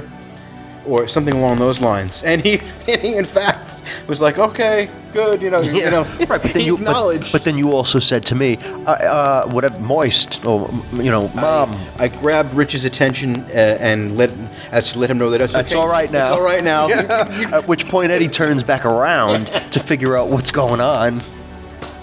And I'm going, get in there, Guy. Go ahead. Now, I think Guy is going in to get the rest of the band to autograph these sticks. Really, all Guy wanted was to say goodbye and goodnight and thank you one more time. Yeah. Face to face, eye to eye, and hand to hand. you know. So I'm like, go ahead, get in there, go ahead, don't fuck this up, Mitchell. It was, you know, one of those moments. And I'm like hanging back. I don't want to be the one and all this good stuff. And Eddie leaves, and then fucking Eddie comes back, and you're in there now. And Yeah. eventually, I needed a moment or two Yeah. to get my balls, you know. But eventually, I followed you in. Eddie's not in there when I go in. Correct. But there was a little crowd in there. Yeah, still. You know, and it Still. felt like there were people looking around trying to figure out who's in here and why and all that good stuff. But we were able to. I mean, they were all in there, except for Jonathan. But we had our moment with him. I don't remember seeing Jonathan in there. I remember seeing Chris in there, but not really getting to speak to him. I felt like I didn't want to bother him. We did get to see Steven and Jason again. We did finally get to meet and talk to Matt. And I was like, I made a complete, like, I didn't know what to say to the guy. I made a complete ass of myself. Which is unfortunate. No, Yeah. I'm kidding. I'm sure you may feel that way, but I'm sure that's not the impression that he got of He you. genuinely, thank you, and thanks, Matt. He genuinely looked like he was nervous, which again, I Yeah, say in a yeah. good way. Yeah, and yes, and once you, if to give you a quick visual, folks, this backstage room had one other slightly smaller room off to the left, which inside were both Chris and Jason, believe it or not, wrapping their gear up and putting all their stuff away, just like you or I would do after a gig at the local. High school gymnasium or whatever, Here, these guys, I mean, we're growing up thinking, these guys have, everything, No, these guys are just like us. But was there in fact no other doorway in that little side room they were in? No. Okay. No other doorway. I thought people were sneaking out there somehow. No. Okay. No. There was a window, which was letting in a nice breeze because it had gotten very warm in there, But other than that, no. So I'm in there, trying to say goodbye to Steven and Jason, and I go over toward you and Matt. You say goodbye to Matt. I'm saying hello and goodbye to Matt. And back to your point of how he, Matt just gave off a little bit of a nervousness. He said, and who are you guys again? Or to me, and what were your guys' names again? Yes, I heard that, yes. Like as if we were with a record company or something, or we were someone Or in the with business. one of the other guys. Or with one of the other guys. Yeah. And I at that point I may have just completely at the only point in the entire evening, quote unquote, spilled the beans and said, just a couple of old great fans of your guys' work. Well, at this point, I've already said to him, you guys were on a short list of bands we never thought we'd get to see. Yeah. I mean, I did too. Which could still, I mean, we could still be in the business and drop a line like that. That's true. As a compliment to an act, look, hey, listen, I've seen a million acts. You guys were on a very short list of a particular set of acts that I've been wanting to see for a while. Okay. Yeah, I think either way we may have spilled it, but he really seemed genuinely in the moment. He didn't seem like a whore. He didn't seem not at all. like chicks only. Not at all. He really seemed like, wow, thanks guys. I don't know what to say right now. Yeah. Okay. I mean, it was a little uncomfortable. I mean, if Chris was the guy that I felt like I shouldn't mess with, Matt was the guy who felt genuinely like uncomfortable with being in that position. Again, in a good way. Where Jason and Steven just seemed like, yeah, man, Yeah. Yes. But all in a wonderful, humble kind of way. Totally. So we do our thing in there, and there was that pretty lady waiting for Chris, Steven, right? Yes. Steven, are we done? Are we done yet? Yeah. There was a very beautiful woman trying to get Steven the hell out of there. Yeah. And as we exited the club, we got to see him again outside. Yes. And shut. At that point now, I shoot a hey Steven, thanks Yes. again, man. And Thanks, bro. Just before that, before we had all left said backstage room, Steven and Justin were the last two coming out of that little side room. Who's Justin? I'm sorry, excuse me. Jason and Steven were in that side room, and I stopped them both and said, "Listen," and I shook both their hands and said, "I just wanted to thank you guys again for tonight because this was really cool." And they were both looking at me like they had a look of I don't want to say disbelief, but mild confusion. Yes. And you know, like as if I don't know how to put it. I mean, like they almost as if they really, you know, thought that maybe we were with someone. Totally. And we were the ones keeping everything on the low. Now we may you know? be. Listen, I don't know if we're saying too much here, but I have to It's the agree. vibe I got. have to agree with you. There was a combination. Just about everybody in the band, again, except for Chris, who was all business. There was a combination reaction to us all night. It was that of, wow, you really like us that much? And should we know who you are? Exactly. Right? Couldn't have said it better. Exactly. And in said moment I'm speaking Like, of, thanks, man. I can't remember your name. that's exactly it. Where do we know this guy from? Yes. Yes. But they were great. It was an awesome evening, and I'm super duper fortunate and grateful. Well, totally, right? I mean, I've been listening to just about nothing but Saigon Kick and owl stretching since the show. And speaking of owl stretching, which is Jason Bieler and friends, Oh, Jason. but mostly Jason. Jason again. Oh, I listen again. I don't mean any offense. I say mostly Jason. I understand that he gets contributions, but this is something he's put together. I'm thinking, and I mentioned this to you earlier. I'm thinking maybe a 3-day road trip in June to catch him in Florida. Now, it's easy for me to say, but it would take a day to get there. It would take a day to get back. At the very least, I'd want to catch him in Ybor. Not necessarily Orlando, maybe Boca. I mean, that would be kind of sick, because then he's in his hometown. Yes, it would. Yes, yes. And maybe Jessica and Gary Norton would be in on that. Oh, that would be great. That would be great. But it's something I'd like to try to do. Yeah. June, Jason Bieler, live, Ybor City, Tampa, Boca Raton, maybe. A definite maybe, as far as I'm concerned. It might literally be drive there, see the gig, sleep a little, drive home. Yeah, it might very well end up Or drive there, see the gig, drive to Boca, see the gig, drive home. I don't know. We shall see. Yes, we I shall. know, again, I don't mean to keep dropping names, but I know Tessie's heading to the Viper Room to see them later this month. That's right.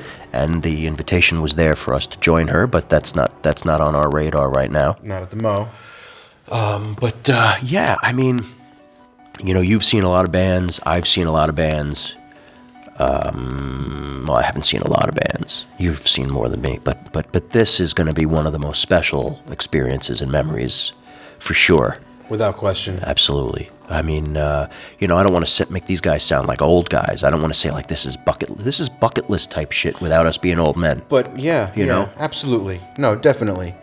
And that's a credit to them. It really is. They're a great band and an even better bunch of guys. Absolutely. So let's see. So did we forget anything? Bought the tickets in November. Amy backed out. You joined me for the show. We let ourselves into the club. Nobody checked our tickets. We were, quote unquote, with the band. We met some great people. Yep. We saw the opening acts. Again, Shinobi Ninja and Midnight Mob. Both worth following. Yeah. We met Tessie and George. Mm-hmm. We met Steven and Jason. We met. We witnessed Eddie Trunk injure himself. We saw Eddie Trunk try to. I wanted to go online and say that he threw a punch at that kid, but he'd probably have lawyers after me, tomorrow. Something, yeah. We saw Eddie Trunk pull a hamstring. Or something to that effect. We saw. Well, I'm reading online that he pulled a hand. Oh, maybe one of the guys was busting on him and posted that. I don't know. I have to check my sources. We saw Saigon Kick play live. Hey, bottom line. We met the band. We met Saigon Kick, and then we saw a great show by Saigon Kick, and I could never ask for anything more than that. Absolutely. And then after the show again, got to meet them, got to get a couple of drumsticks autographed, got to thank them again in person, shake their hands, and and wish them good luck, and safe travels, and so on and so forth. And you could never ask for anything more. The only, anything, put it this way, for me, anything beyond that at any concert experience that I've ever had is pipe dream material, because after that you're going somewhere else with the band. Show ends, but best case scenario, you get the meet and greet, you get to say goodnight to them, you thank them personally, you might even go over something that happened during the set or whatever, and then you say goodnight and you go your separate ways. Oh, okay. The sliding around is picking that up. Okay. I apologize. All right. But yeah, I could never have imagined anything cooler. Yeah, I'm straining right now to remember another time where I got to hang out with the band. And, we got far more.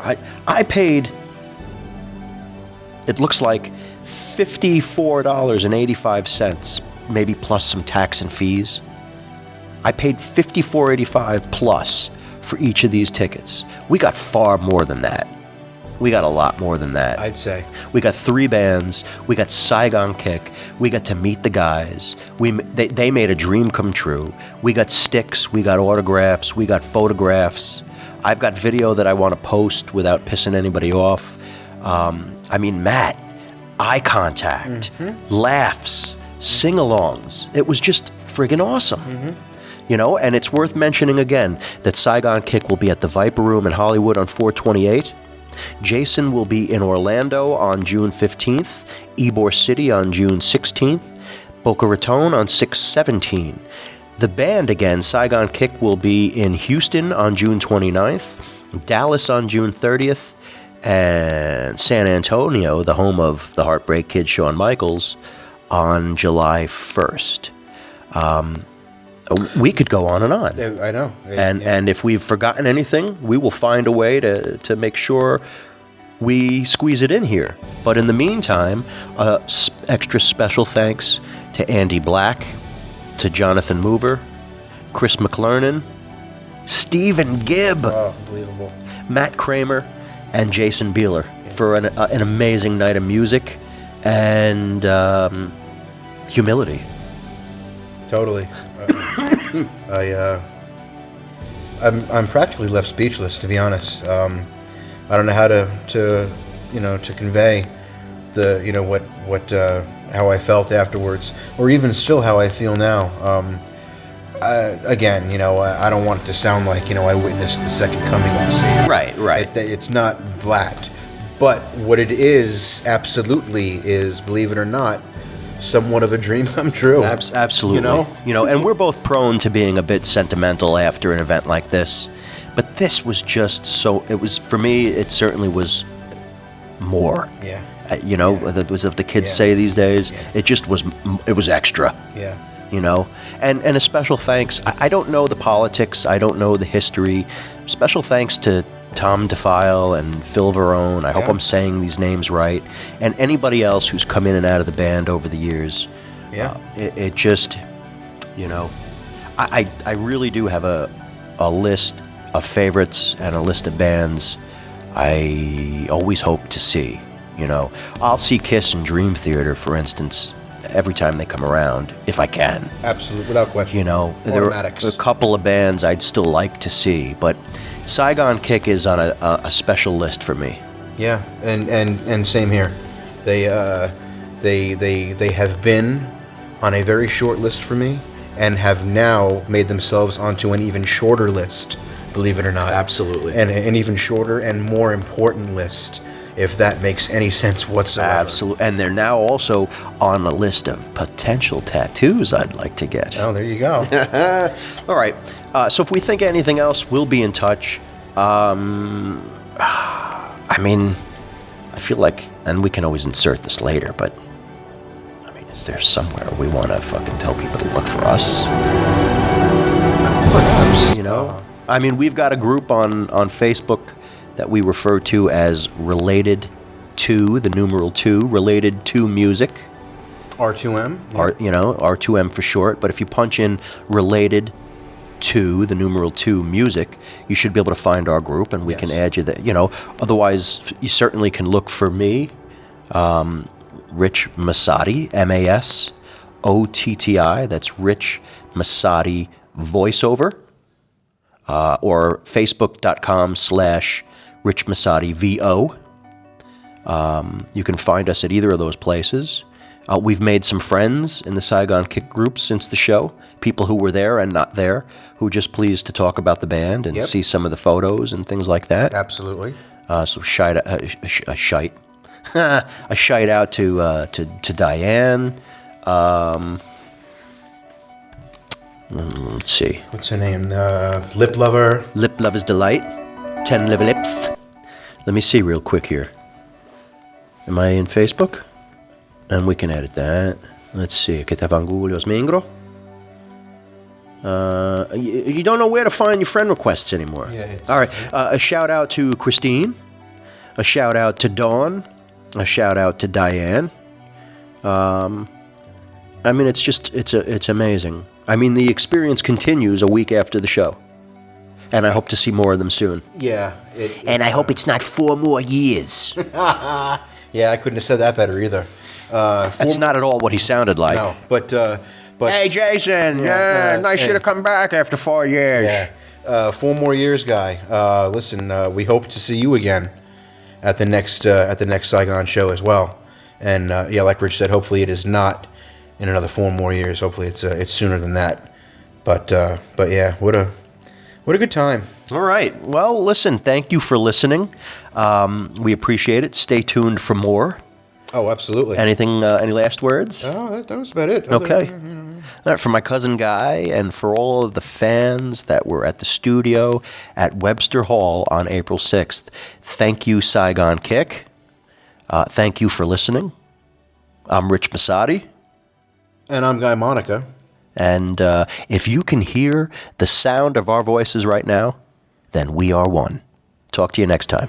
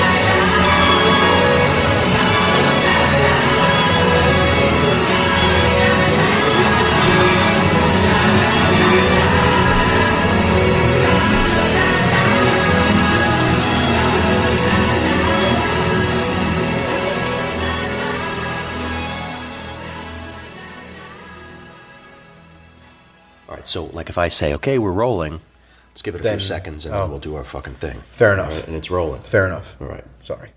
All right. Thank you. Good night.